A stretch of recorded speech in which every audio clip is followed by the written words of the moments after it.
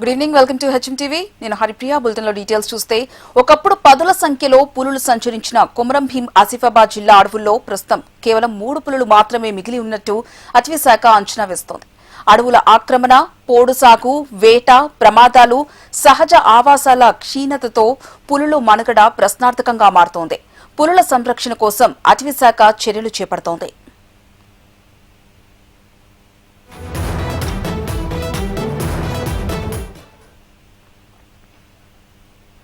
కొమరం భీం ఆసిఫాబాద్ జిల్లా దట్టమైన అడవులు జీవ వైవిధ్యానికి నిలయంగా పేరొందింది. మహారాష్ట్ర, ఛత్తీస్గఢ్ రాష్ట్రాలకు ఆనుకొని ఉన్న అటవీ ప్రాంతాల వన్యప్రాణుల సంచారానికి కీలక కారిడోర్గా గుర్తింపు పొందింది. ఒకప్పుడు పదుల సంఖ్యలో పులులు సంచరించిన ఈ అడవుల్లో ప్రస్తుతం కేవలం 3 పులులు మాత్రమే మిగిలి ఉన్నట్టు అటవీ శాఖ అంచనా వేస్తోంది. జిల్లాలోని 10 అటవీ రేంజ్ల పరిధిలో సుమారు 2430 చదరపు కిలోమీటర్ల అటవీ విస్తీర్ణం ఉంది. గతంలో అంకుసాపూర్, సిర్పూర్ టీ, కడంబ అటవీ ప్రాంతాల్లో 11 వరకు పులులు సంచరించేవి. అయితే పోడు సాగు విస్తరణ, అడవుల ఆక్రమణ, అక్రమ వేట, సహజ ఆహార వనరుల కొరత, రైలు ప్రమాదాల కారణంగా పులుల సంఖ్య క్రమంగా తగ్గుతూ వస్తోంది. పెంచికల్పేట అటవీ ప్రాంతంలోని K8 పులిని వేటగాళ్లు హతమార్చగా ఈ ఘటనలో 34 మందిపై అటవీ శాఖ కేసులు నమోదు చేసింది. మరోవైపు సర్కపల్లి సమీపంలో రైలు ఢీకొని మరో పులి మృతి చెందింది. మరికొన్ని పులులు మహారాష్ట్ర అడవులకు వెళ్లడంతో ప్రస్తుతం జిల్లాలో 3 పులులు మాత్రమే ఉన్నట్టు అధికారులు చెబుతున్నారు.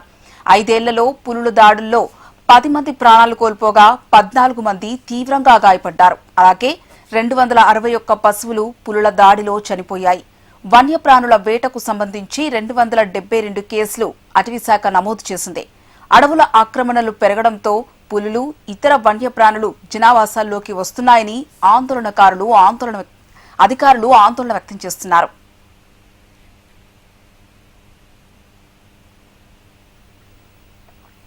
పులులను కాపాడాలంటే అడవులను కాపాడాల్సిందేనని అటవీ శాఖ స్పష్టం చేస్తోంది.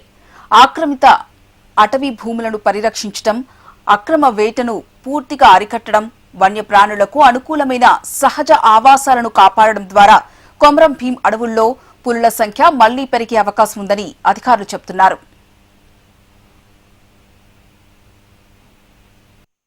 కవాల్ టైగర్ రిజర్వ్ తెలంగాణలో భాగంగా కొమరం భీం ఆసిఫాబాద్ జిల్లాలో పులుల సంరక్షణకు అనేక కార్యక్రమాలను చేపట్టడం జరుగుతున్నది. ముఖ్యంగా ఇక్కడ కొమరం భీం ఆసిఫాబాద్ జిల్లా అనేది మనకు తెలంగాణలో అత్యంత రిమోటెస్ట్ ప్రాంతంగా ఉండి, అలాగే పక్కనటువంటి మహారాష్ట్ర, ఛత్తీస్గఢ్ రాష్ట్రాలకు కూడా ఆయా రాష్ట్రాల యొక్క రిమోటెస్ట్ ప్లేస్కు ఇది కలిసి ఉన్నది. అంటే మొత్తంగా దేశంలోనే అత్యంత సున్నితమైన అటవీ ప్రాంతాలలో ఇది ఒకటి.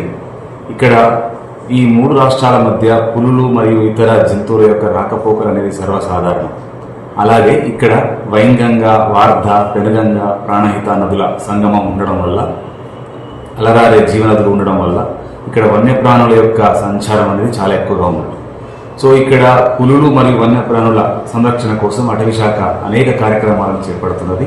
అందులో భాగంగా ముందు పులులు ఇక్కడ చాలా సహజంగా జీవించాలంటే వాటికి సరిపడా ఆహారం శాకాహార జంతువులు ఉండాలి. సో శాకాహార జంతువుల సంఖ్య ఎక్కువగా ఉండాలి అంటే ఇక్కడ విస్తారమైనటువంటి గడ్డి మైదానాలు ఉండాలి. సో అలాంటి విస్తారమైనటువంటి గడ్డి మైదానాలను అటవీ శాఖ గత 10 సంవత్సరాల కాలంగా పెంచుతూ ఉన్నది. అంతర్జాతీయ పులుల దినోత్సవం సందర్భంగా పులుల సంరక్షణలో ప్రతి ఒక్కరూ భాగస్వాములు కావాల్సిన అవసరం ఉందని పిలుపునిస్తున్నారు.